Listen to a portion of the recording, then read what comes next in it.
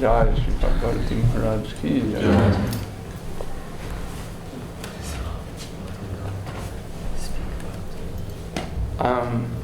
I don't know, maybe someone has a question? Maybe someone has a requested topic? Yesterday we spoke about Upadeshamrita of Rupa Goswami.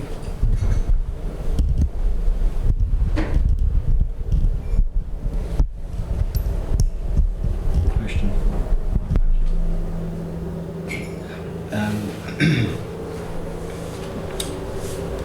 Do you think it's possible for a atheistic person to do something like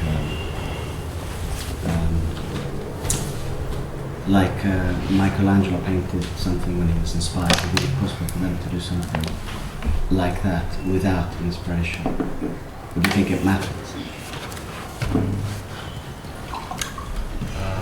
Yeah, so this is an atheistic person to do what? Can an atheistic person produce something that someone who was inspired produced, like the paintings that Michelangelo painted? Is it possible for an atheistic person to do something that someone who was inspired? like God inspired. Yeah.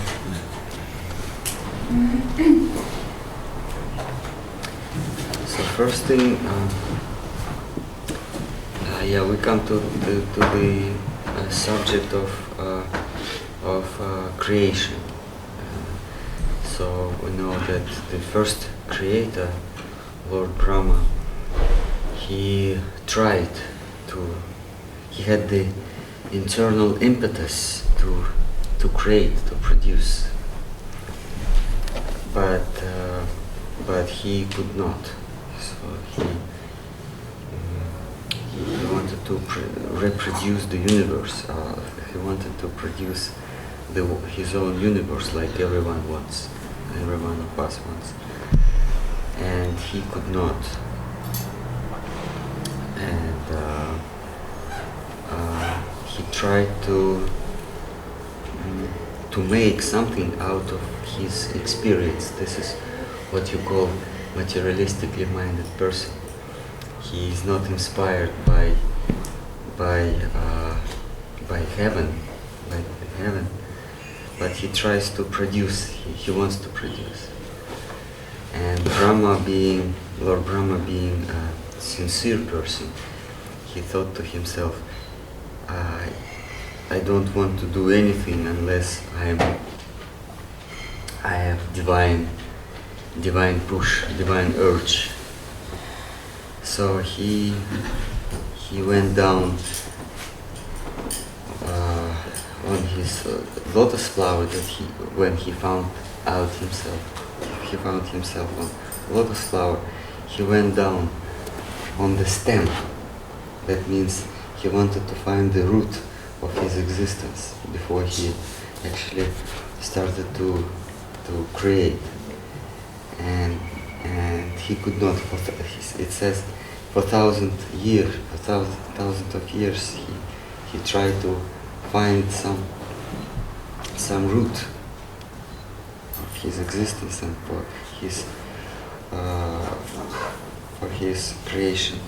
Then he came back on the lotus flower, and then the divine revelation descended to him.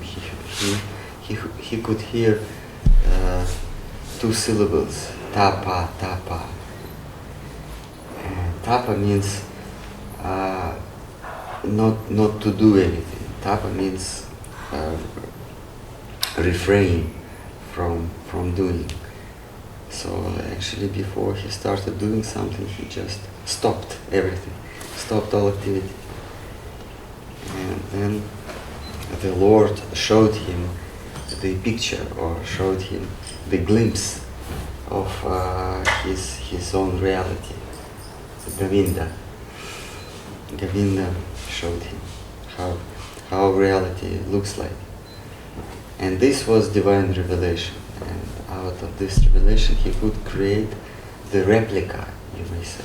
Of course, replica that was put through his so to say, contaminated mind, so to say, because being the person of guna world, he naturally adjusted divine revelation with his experience and his gunas, his qualities. So our world is replica of what he had seen before. So there are two kinds of creations. First is pushed by our experience, and second is given to us from the world above. So we may say that the genius creators, it was not exactly them who created the picture or music or the architectural forms or anything that we call creation. It was not exactly them who did it, but they were guided. So we may say that the creation of the genius is creation of God or divine, the divine. And these persons, they just use their limbs, hands or ears or whatever to create. It's not exactly them. This is why we estimate, we value more the piece of art that was done without putting human qualities in. If something is created by inspiration, that means the less human is added to this creation, then we value it more. And also we know from history of Dvaipayana Vyasa, Veda Vyasa, when he started to, Vyasa means to cut, divide in Sanskrit. So when he started to divide the single Veda, he picked up the teachings of different God-revealed philosophers, and he selected. So we know that there are 6 Vedic philosophers, 6 teachers of Vedic philosophy. Now, the 7th is Vyasa. He picked up 6 of them, like Patanjali, Kanada, who else, Maharaj? 6. Kapila, Patanjali, Kanada, Gautama. So 6 of them. But these 6 were not the only ones, obviously.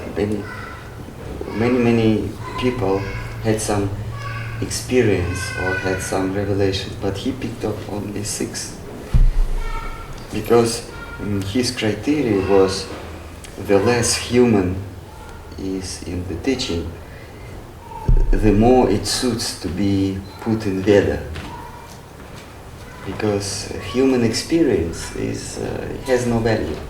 It was what we can experience with eyes, ears, tongue, nose and skin. It has no really value, but something that comes down to us beyond our sensual experience, this is valuable. So 2 kinds of creations, based on our experience, our sensual experience, and based on something that comes down from where we don't know. So this is why I don't believe that a person who has no divine experience or transcendental experience can create something that represents the reality beyond this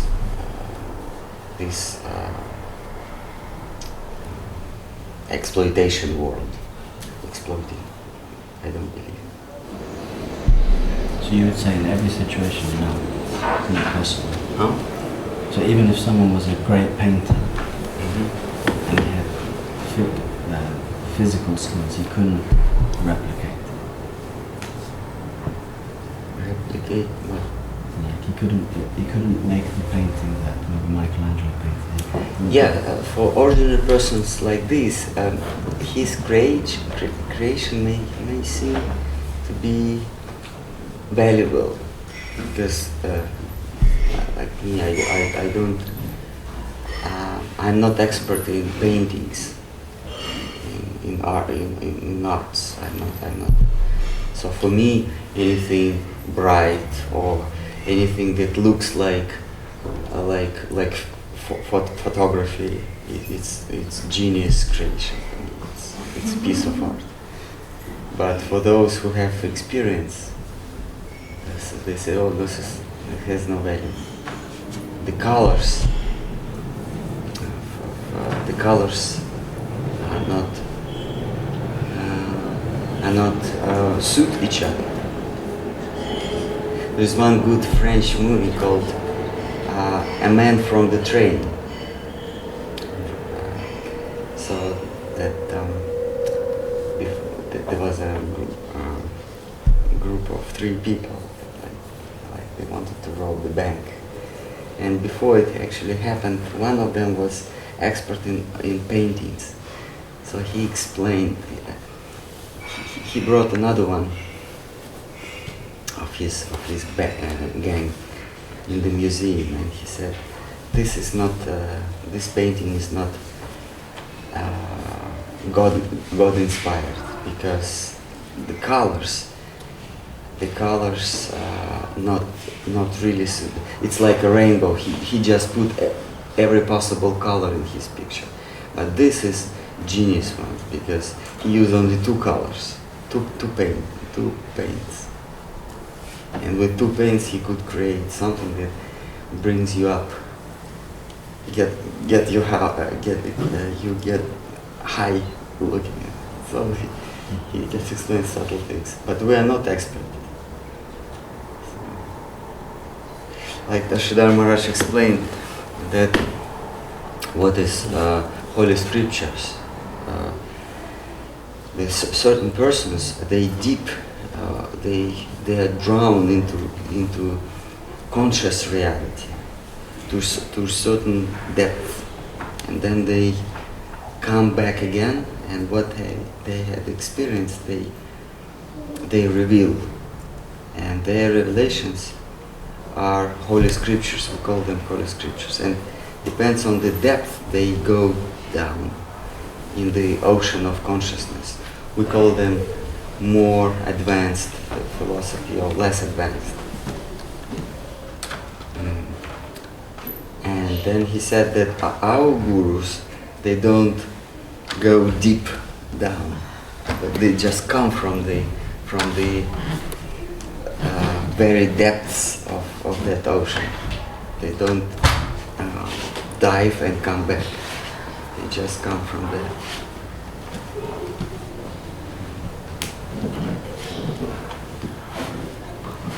It was a conversation between Sridhar Maharaj and his old friend Ananta Vasudeva Prabhu. Once Ananta Vasudeva Prabhu said that actually Saraswati Thakur, what he wrote is not really from Holy Scriptures. What he said, I don't find confirmation from Shastras.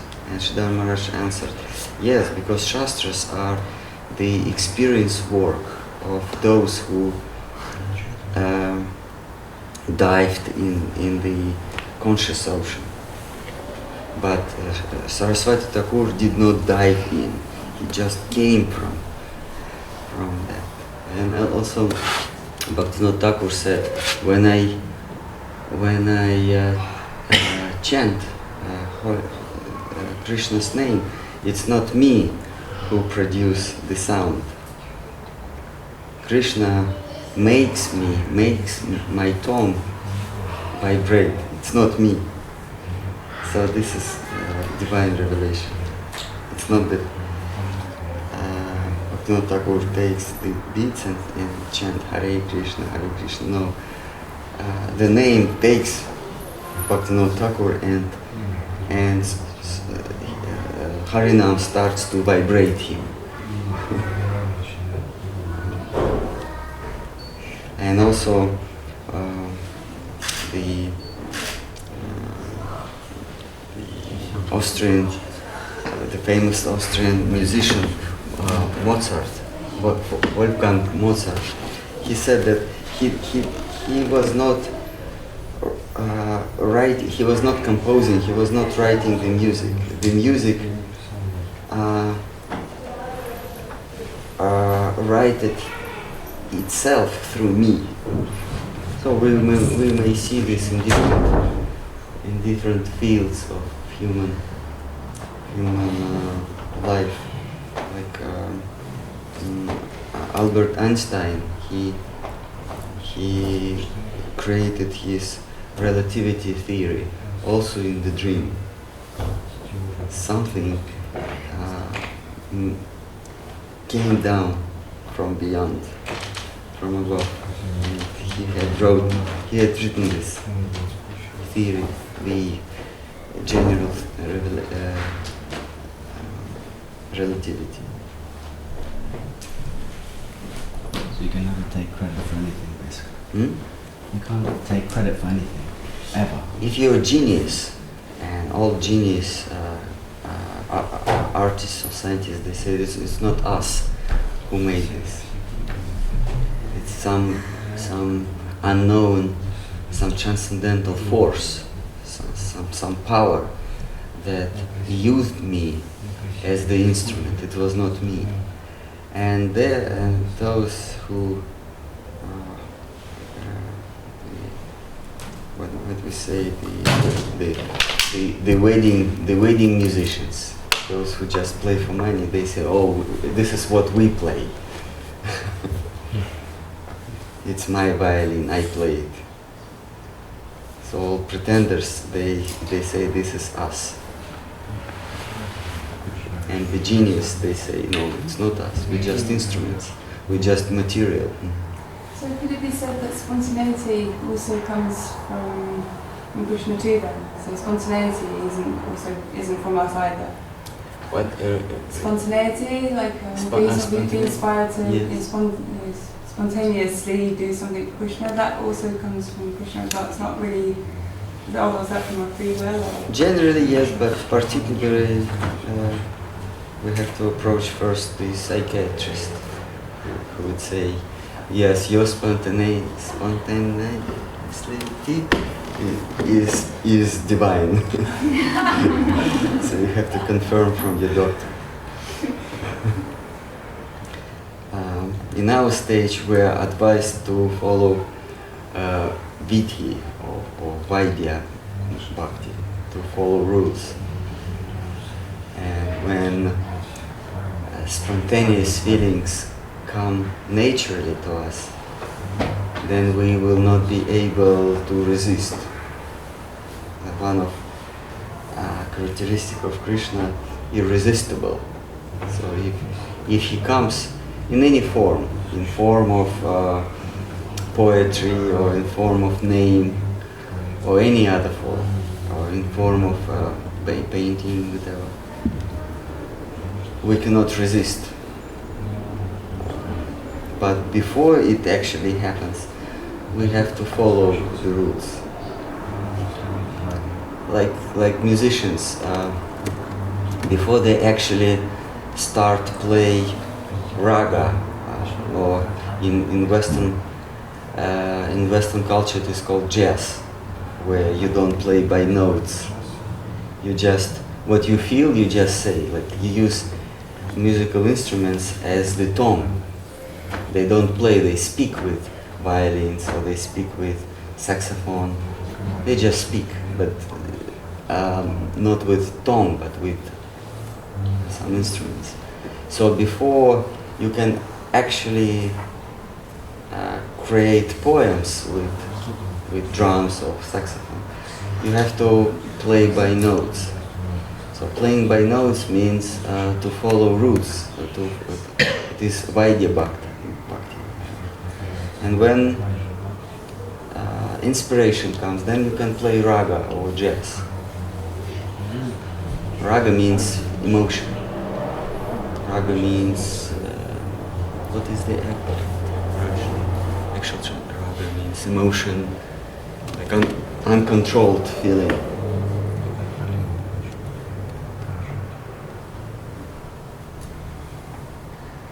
Maharaj, you say the genius gets divine revelation, and but it is divine revelation, but still on the emotional and sensual platform as we are here. To the extent they can remove their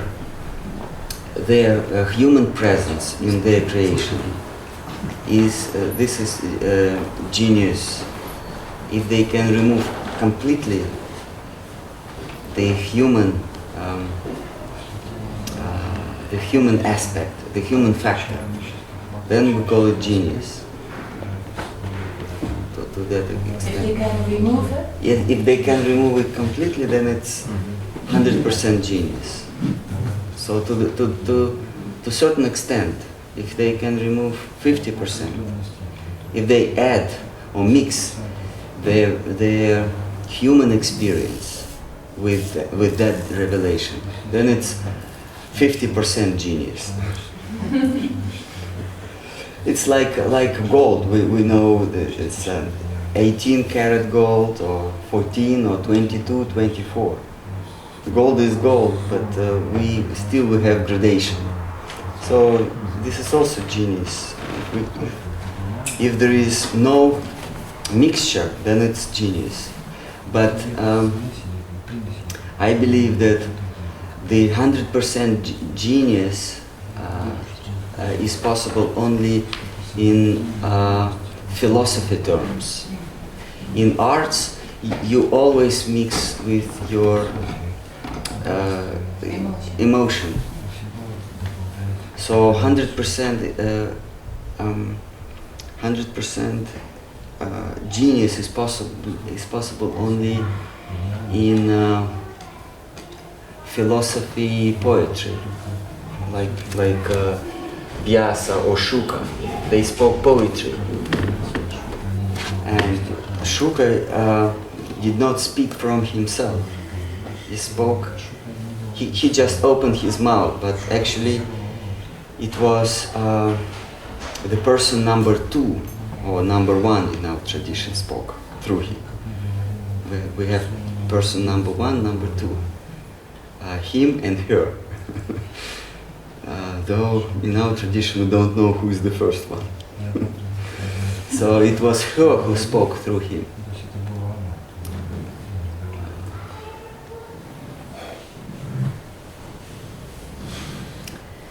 And it was not, we know that Shuka, before actually he spoke Bhagavatam, he did not speak a word in his life, never.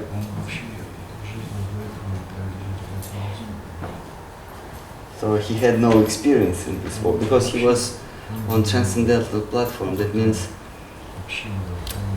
every his thought, every his deed was not dictated by his experience.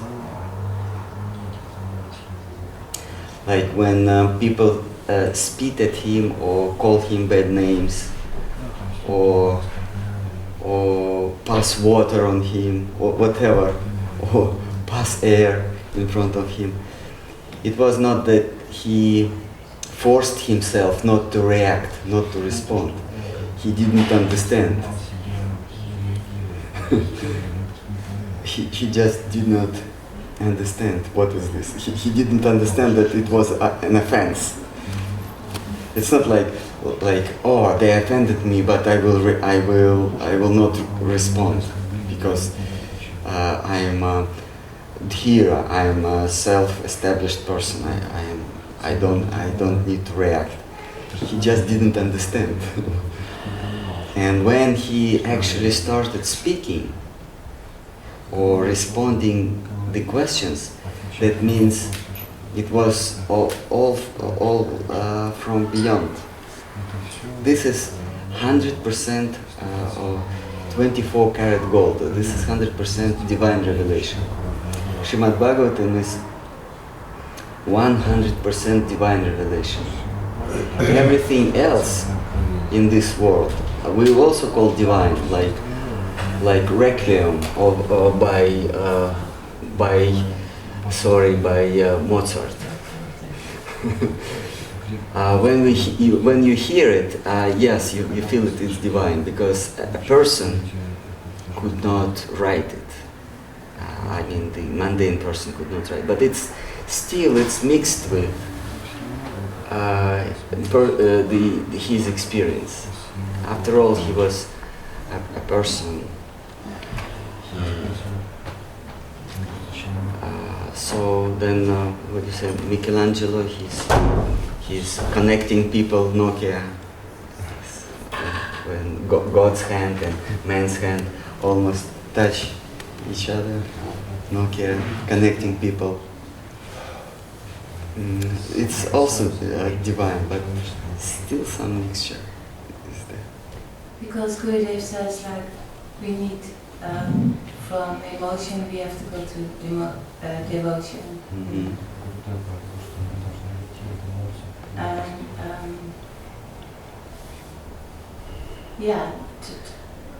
We struggle with emotion in our progress. Yeah? So we have, as a devotee, we do away with this sort of things. Yes, human emotion, we have to move from it, because the emotion of the soul, emotion of the heart, is not similar to emotion when we see or we experience something in this world. It's illusion. I would give an example. If you were separate from someone dear to you, like mother or daughter or husband, whatever, someone dear to you, and then suddenly you meet this person, then you feel some excite, some high emotion, but it is not the same as you would feel when you see the Lord. So we should not anticipate, like staring at the deities in the temple room. We should not anticipate, oh Krishna, please reveal yourself. Then I will feel similar to what I felt when I saw my daughter after long separation. It is not different. It is absolutely different. So we should remove that kind of emotions in relations with the Lord. Let it be natural. What He would dictate me, it will come on its own. In this way, we should not be led by our emotions. Once Srila Sridhar Maharaj was asked, what is your opinion about the translation and explanation of Chaitanya Charitamrita by that and that person? I don't remember the name of that person. Sridhar Maharaj said, this person, he was moved by emotions when he described Mahaprabhu's feelings in Gambhira or in his late years in Puri. This person lost his wife, and he loved his wife so much that he translated his emotions of separation. His wife died, so he translated his feelings into in his work when he was translating Chaytanya Charitamrita. So when you read his explanations or his movements, his ideas or his emotional movements in his work, you must understand that the author was moved by mundane separation of his wife. So it is impure. So in this way, Sridhar Maharaj rejected that interpreter of Chaitanya Charitamrita, though it is mundane, from mundane standard, it is very high. Oh, Mahaprabhu cried in this way, so this person must be crying after his wife passed away. And he thought, oh, maybe Mahaprabhu felt the same. So Sridhar Maharaj rejected them. Because you say also we have to become completely empty to that invite the real revelation come through, that because we are not qualified, so that we need that to pray for that to come in us, that we can be. Yes, before we invite Krishna, we have to be empty. Sridhar Maharaj explains in sermons that Krishna is, he refers to Bible, where the author of Bible says that God is jealous, supreme, extremely jealous. That means he will not tolerate when someone else sitting in your heart along with him. He wants to occupy fully your heart. In this way he is jealous. And Sridhar Maharaj says, yes, we support this idea of Bible. The Lord is supreme egoist, supreme jealous one. He doesn't want, Sridhar Maharaj says, he doesn't want to share his position in your heart with someone else, with your wife or with your children or with your beloved one. No, he wants to be alone. He wants to sit on the on this throne alone. So we must help him. And this comes to the scope of 10 offenses. Like when our Acharya says, you should not make equal the names of demigods and name of Krishna. That means in your heart there should not be demigods or kings of this world, or your previous relatives or whoever. Only Krishna. This is offense. Actually, all 10 offenses come to this point. Don't make him equal in your heart, equal to anyone else. Even 10th offense, when we say not to follow the instruction of Guru after hearing many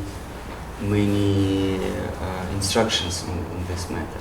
That means Guru or Krishna told you something, and you you compare his instruction with some other instructions of this world. Or the president of my country told this.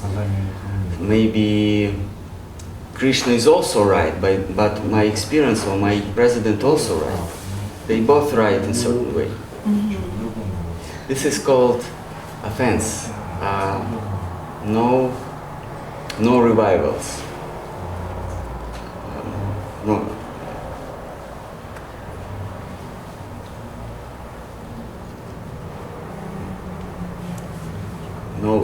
No equal to him.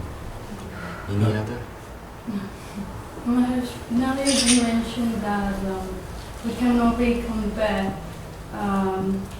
one instruction that he might be given in one country and then we hear another thing in another country. I was thinking, how can we know when it applies to us? I don't know. I don't know, but I just know the theory. If instruction of Vaishnava or Krishna is contradictory to some other philosophers or some other kings or idols of this world, then we should take to Krishna's will or Guru's will. But how to know in particular circumstances, I don't know, because all circumstances differ one from each other.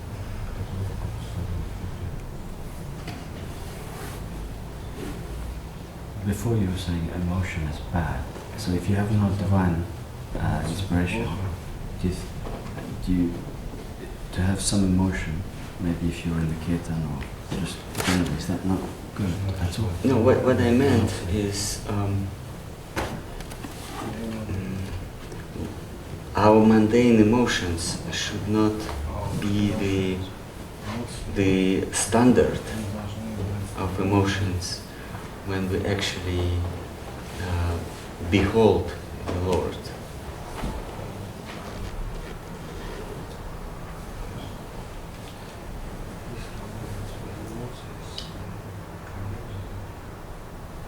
So emotions are good. Yeah, a soul, the living being cannot live without emotion. This is inherent characteristic.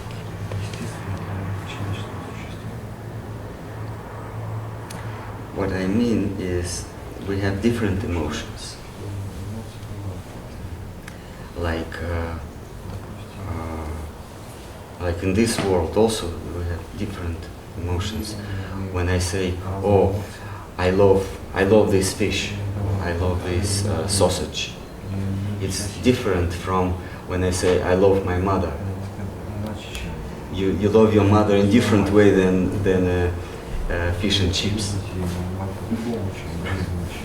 Right? Or I love my wife, or I love my children. These are all gradations. But when you mix, I mean, when you take one for another, when you start loving your wife as fish and chips, then they call doctors. So though we call it the same, love. So we can go further when you say, I love Lord, I love the Lord. It is different from I love my wife, or I love my mother, or I love my children. It is completely different. So that means what I meant, we should not put our mundane feeling into the relations with the Lord, because otherwise we become Vaishnavas, call them Prakrita Sahaja Vaishnavas.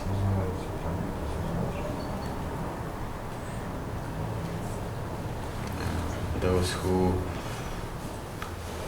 impose mundane feeling into the relations with the Lord. And this is offense. When you tell your wife, I love you as much as fish and chips, she becomes offended, because maybe she expects something more. than a piece of sausage. Or if you say, I love you as much as a bottle of beer, she may be offended. So when you tell to the Lord, oh, I love you as much as my wife, she or he will be offended. So now time to love prasadam.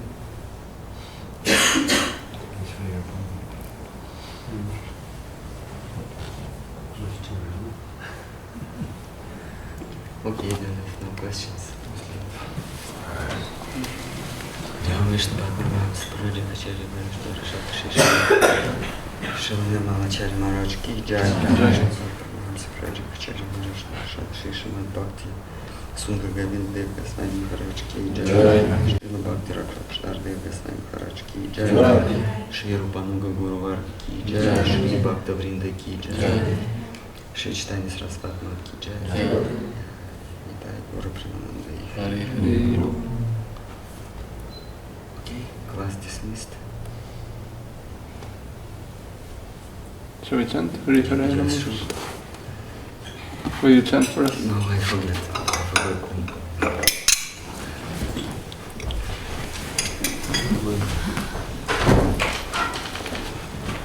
The 60? Yeah.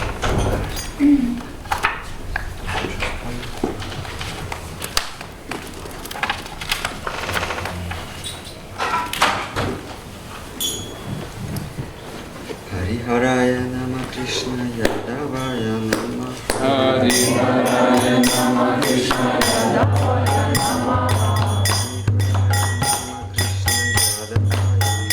Hari Hari Nama Krishna Yadavaya Nama Yadavaya Madhavaya Krishavaya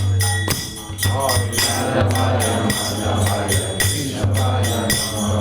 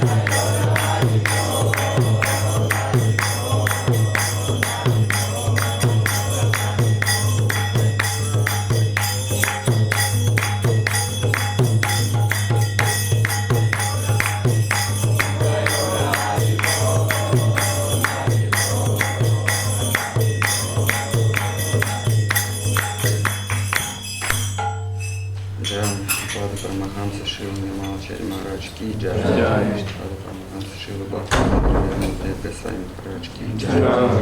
Jai. Shri Paramahamsa Shri Bhakti Chaytanya Swami Maharaj Ki Jai. Shri Kanubhuru Bharati Ki Jai. Shri Bhakti Vrinda Ki Jai. Jai Gaura Premanande. Hari Bol. Jai Shri Bhakti Chaytanya Bharati Maharaj Ki Jai.